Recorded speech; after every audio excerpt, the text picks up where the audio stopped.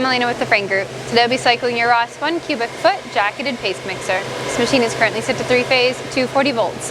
We recommend reading the manual in its entirety before powering on the machine.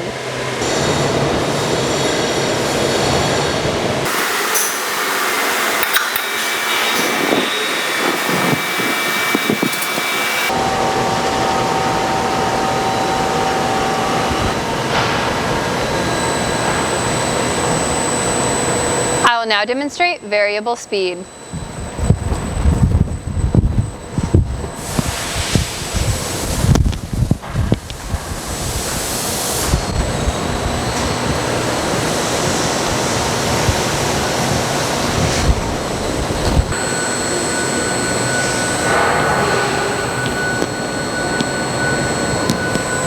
We have pressure tested the jacket and it is currently holding at 20 PSI.